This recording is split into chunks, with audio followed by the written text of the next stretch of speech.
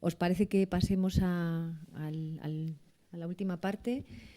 Podéis quedaros aquí, y ya que Juan también aludirá a vuestros trabajos y así no nos movemos más que yo.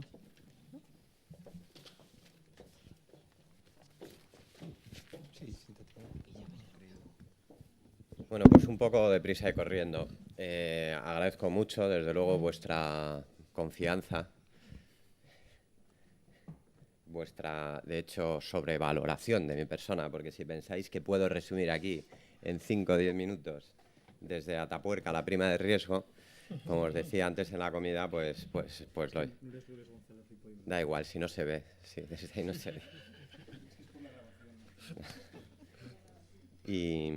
Y bueno, si el no caso... sale en pantalla no existe. Decía, desde Atapuerca la prima de riesgo, o peor aún, me lo habéis puesto, desde las diademas del Algar hasta el régimen pantallocrático, o peor, a la masturbación retinal, ¿no? O sea, comprenderéis... Retiniana. Comprenderéis que es todo un reto, ¿no? Esto me recuerda un poco a los congresos colectivos o a las reuniones donde luego se grapan los documentos y entonces, como hay que publicar un libro rápidamente, pues entonces alguien tiene que hacer la introducción y en esas introducciones todos lo hemos hecho, hemos participado de alguna manera o en algún momento malo de nuestra vida, que alguno habremos tenido, de este tipo de resúmenes apresurados donde se editan los textos que a continuación siguen y entonces vas extrayendo 3 o 4 frases de lo que dicen o de los temas que hablan las siguientes personas, cuando en realidad el grado de coherencia, que es lo primero que me gustaría llamar la atención, y por eso esta mañana mi pregunta, ¿no? Vamos a concretar, vamos a estandarizar de lo que hablamos. Si es que esto es estandarizable, que esto sería otro tema, y efectivamente Villacañas esta mañana ha defendido con cierta solvencia y con muchísima cultura el carácter subjetivo y el carácter psicológico, ¿no? de la crisis, ¿no? Solo puedo decir aquí, podría ir deteniéndome en cada una de las intervenciones y decir lo que a mí me ha parecido, como lo podríais hacer cualquiera. A mí me han parecido unas cosas, a otros, pero no hay tiempo para eso y además iba a quedar como un collage, ¿no? Voy a resaltar algunas cosas, algunas constantes, ¿no? que han salido, que son recurrentes y que creo yo que por algo lo serán, ¿no? Una de ellas es efectivamente la irrupción de lo humano, ¿no? La irrupción del acontecimiento, el regreso de lo humano y de la historia, ¿no? La crisis efectivamente es algo que está vinculado a la percepción y por lo tanto está vinculado a la historia, a la crítica, a lo que hacemos nosotros, ¿no? He echado de menos alguna otra cosa, ¿no? Me ha sorprendido, bueno, menos mal que ha salido al final el 11M, ¿no? Que creí que no iba a salir, ¿no? La imagen, ¿no? Estaba rondando todo el rato, pero he echado de menos la analogía entre lo que hacemos nosotros, que es la historia, el relato, y la crisis, ¿no? En términos argumentales, la crisis equivale al nudo, ¿no? A los nudos argumentales que provocan el desenlace de un determinado relato, ¿no? Y esto nos llevaría a pensar en otro asunto que ha salido, que es la teleología, ¿no? Todo este relato tiene un sentido o no lo tiene, o el relato histórico que buscamos nosotros tiene un sentido. De hecho, suele tenerlo y nosotros lo solemos buscar. La última intervención, que dinamita algunos de los asuntos y los desplaza hacia la crisis, claro, de las comunicaciones, del conocimiento, de la circulación de las imágenes, decía, de la circulación y de la producción del conocimiento, en realidad, que es lo que está en crisis hoy día, nos lleva también a otra cosa que a mí me preocupa como profesional, como colega vuestro, que es la crisis de la atención, ¿no? El régimen pantallocrático y las multitareas y las atenciones en las que estamos dispersos, nuestro quehacer cotidiano todos los días, a lo que nos lleva es a una crisis de la atención. Somos incapaces, nosotros, en nuestra tarea cotidiana, y la gente en general, que no es historiadora también, de mantener la atención sobre una sola cosa durante un número razonable de minutos, ¿no? La gente habla por teléfono a la vez que conduce, o hace 200 cosas a la vez, ¿no? Entonces, podríamos hablar en este sentido de la crítica de la crisis, pero también de la crisis de la crítica, ¿no? La crisis de la crítica, ¿no?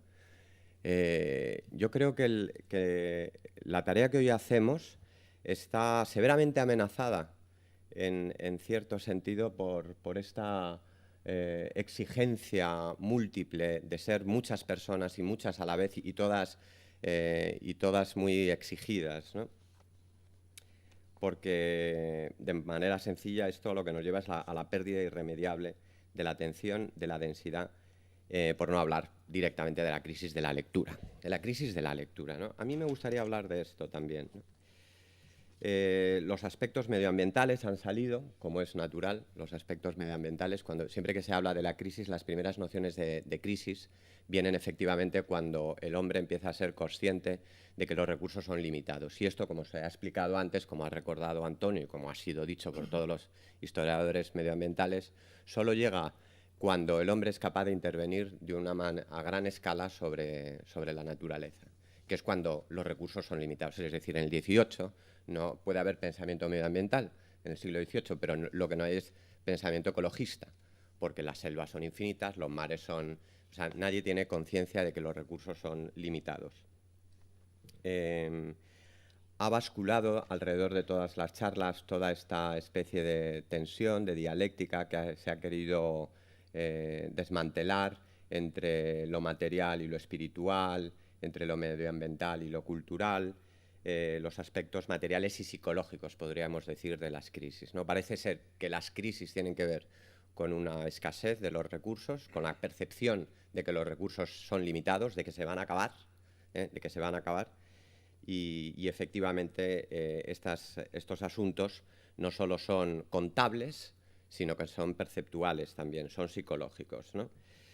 Otro asunto psicológico importante que ha planeado y se ha repetido varias veces es el tema de la confianza, ¿no? Y del crédito. Ha salido esta mañana cuando ha hablado Hilario sobre el crédito en las sociedades precrediticias, podríamos decir, o paleocrediticias, ¿no? en la Baja Edad Media. Y efectivamente toda la crisis que vivimos hoy día es una gran crisis de crédito, pero no de crédito solo financiero, sino de crédito en las instituciones, en los representantes, en muchísimas otras cosas. Todas las crisis financieras, yo estoy pensando en la crisis holandesa del 17 o en la del Mar del Sur del 18, todas esas primeras crisis financieras han sido crisis asociadas a la noción de crédito y de confianza. Y de hecho lo que aparece en la moneda del dólar es la noción básica, ¿no? El trust, ¿no? que es la noción central que arma todo el Estado del bienestar, las sociedades capitalistas y también los sistemas parlamentarios. Yo creo que en España en concreto hemos pasado, al menos la gente de mi generación, que ya frisamos los 50, hemos gozado de una situación excepcional en la historia de España, que hemos pasado de un exceso de confianza en nuestros recursos, casi podría decirse de un derroche, ¿no? A un pánico atroz ante la escasez, ¿no? Ha sido un cambio muy abrupto porque hemos tenido la suerte, de alguna manera, o la mala suerte, desde otro punto de vista, de vivir 40 o 50 años ininterrumpidamente hacia arriba. España, desde los años 60 hasta hace 2 años, ha ido de una manera u otra increciendo, o sea, no ha habido un momento de vuelta atrás, de recesión, ha sido todo, nos hemos acostumbrado a tener más, a estar siempre por encima de lo que estábamos. Y como se ha dicho también antes, lo que peor se lleva no es la gente que vive siempre en la miseria, sino la gente que vive o que vivimos razonablemente bien y que de repente vemos amenazada nuestra situación. Y no digamos si uno es becario y contratado y se dedica al mundo de la investigación. Bueno, yo desde luego creo que deberíamos aprender mucho, ¿no? de este paso, de este tránsito tan abrupto del exceso, del derroche, a la escasez, ¿no? y al pavor, ¿no? Yo no tengo recetas, ¿no? También se han exigido aquí, o bueno, ha salido el tema, a ver, ¿quién aporta recetas, ¿no? Bueno, yo desde luego no tengo recetas, pero sí alguna conciencia crítica, sobre ciertos excesos de la actitud, de la falta de modestia, yo creo, y de empatía, y de sentido común, de falta de racionalidad, en una palabra, de las prácticas nocivas que nos han llevado a esta situación. Y también esto no es fácil, ¿no? También sabemos que de peores crisis se ha salido, ¿no? Tampoco hay que ser alarmistas O sea, no hay que pasar ni de un exceso de confianza en nuestras posibilidades a un exceso de desconfianza en lo que nos ocurre. Nuestros antepasados han vivido crisis mucho peores y Europa misma ha salido de situaciones francamente más críticas, que yo creo que bastante más críticas que las actuales. Y ya digo que la novedad reside en que nosotros sencillamente no lo hemos conocido. No lo hemos conocido, pero sí que tenemos la experiencia de nuestros antepasados y para eso somos historiadores, para aprender de ello. ¿Dar recetas como para salir de la crisis? Bueno, esperemos que no nos las exijan quienes son parte del problema, que es como cuando los bancos exigen austeridad a sus clientes, ¿no? De todas maneras, estas cuestiones son muy difíciles y muy espesas y yo no quiero frivolizar sobre un tema complejo, ¿no? Después de la corrida todos somos Manolete, esto está clarísimo, ¿no? Las humanidades y las ciencias sociales, ¿no? ¿Cuál es el papel de las humanidades y las ciencias sociales? Bueno, yo estaba pensando a propósito de las crisis medioambientales y de la extinción de las especies y de la visión de los recursos limitados, y estaba pensando en las humanidades. Los primeros ejemplos de extinción de algo, de objetos, no se produjeron en el terreno de las ciencias naturales, sino que vinieron precisamente en el terreno de las humanidades. Las primeras conciencia de que las culturas podían arruinarse por el peso de la civilización, el colonialismo y por la expansión de Europa a otras partes del planeta, no vinieron porque se preocuparan por una especie que era el dodo, que de repente desaparecía. Esto no preocupó mucho en el 17. Luego vino, más tarde, con el mundo de la industrialización y el capitalismo, cuando verdaderamente hemos cobrado conciencia de que los recursos del planeta son limitados. Esto vino después, pero las primeras reflexiones sobre la extinción, la ruina, la escasez de los recursos, ha venido siempre del mundo de los estudios culturales, de las humanidades y las ciencias sociales, porque siempre, efectivamente, y las ciencias naturales aprendieron mucho de las humanidades y las ciencias sociales, igual que los primeros investigadores de las formas naturales, muchos entre ellos eran anticuarios y gente dedicada a la filología y al estudio de los jeroglíficos, que también estudiaban fósiles y otras cosas. Es decir, a donde voy es a no una defensa corporativista de las humanidades y de las ciencias sociales, porque lo que hacemos nosotros es importantísimo y es más importante que otras cosas, etcétera, es a hacernos ver en el contexto de la sociedad y en el contexto de una institución como la nuestra, que nuestro papel, el papel de la reflexión crítica, es importante. Y es importante porque ha habido un trasiego entre las ciencias sociales y las ciencias naturales siempre, y siempre lo va a haber. La producción de conocimiento, y los historiadores de la ciencia lo sabemos bien, es una cosa muy porosa y va de un lado a otro. Y así como es cierto que las ciencias sociales y las humanidades han crecido, por supuesto, al hilo del crecimiento de las ciencias naturales y todo el surgimiento de Comte y de la ciencia positiva en el 19 surge mirando y reflejándose e inspirándose en las ciencias naturales, también lo es la inversa. También lo es la inversa. Y esto es de lo que debemos estar muy convencidos y debemos tratar, en la medida de lo posible, de hacérselo ver a los demás, ¿no? Las ciencias naturales y las ciencias sociales, ¿no? Las crisis que ha habido en las culturas. Y antes he hablado de la gran crisis que fue durante tiempo, eso, la caída del Imperio Romano, ¿no? Es que pocos ejemplos han sido más reveladores, en pocos ejemplos se han fijado más. Todo el mundo que ha pensado la crisis ha pensado en esa gran crisis, ¿no? Es decir, aunque sería muy presuntuoso dar recetas para salir de la crisis a un país, y no digamos en lo que estamos instalados, que tiene una dimensión planetaria, sí que podemos hacer un poco mejor. Yo creo que en el fondo es una cuestión de sentido común, es hacer un poco mejor lo que hacemos cada día, ¿no? Cuando estamos apesadumbrados, es decir, encima de la que viene y no podemos hacer nada, no podemos conseguir nuevos recursos para que haya nuevas becas, nuevos contratos. La única solución que a mí se me ocurre, o por lo menos de la única que soy capaz, es invitar a la crítica, fomentar la lectura. Esa es nuestra forma de combatir, yo creo, la crisis, ¿no? Fomentar y promocionar la densidad, el pensamiento bien hecho, el rigor, pero también la ambición intelectual. Promover la excelencia, aprender de nuestros errores y me atrevería a decir que no como Mourinho o como Guardiola, que nunca se equivocan y piensan que siempre lo han hecho todo bien, ¿no? Yo creo que sí, que combatir todo este tipo de cosas es ser conscientes de la contingencia, que es una lección importante de la crisis, de los momentos de crisis, ¿no? Que somos más conscientes de la contingencia y de la fragilidad de las cosas, ¿no? Porque así quizás las vamos a cuidar un poco más, ¿no? Se decía antes eso, lo de Blumenberg, ¿no? Ya lo he rescatado esta mañana, ¿no? Que cada vez hablamos más de la crisis y cada vez sabemos menos de ella, ¿no? Esto es muy interesante, ¿no? Aunque también hemos llegado a la conclusión del valor terapéutico de hablar de ello, ¿eh? Es como, no sabemos qué es, pero nos consuela, o nos conforma, o nos sirve de algo, o nos hace una especie de terapia, ¿no? Hablar de ello, ¿no? ¿Por qué?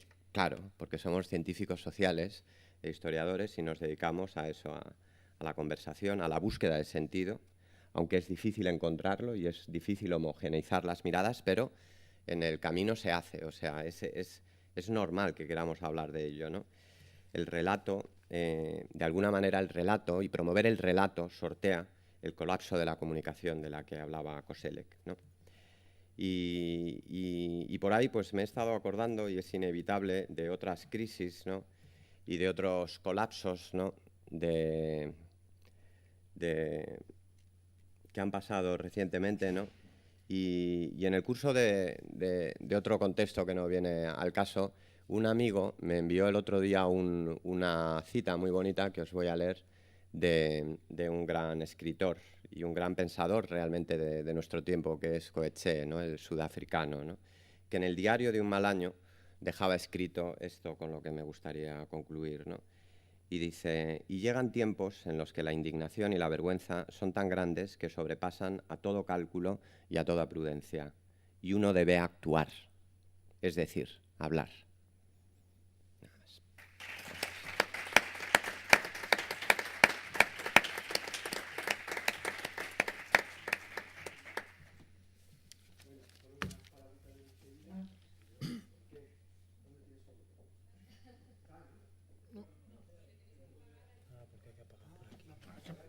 Hay que pagar aquí.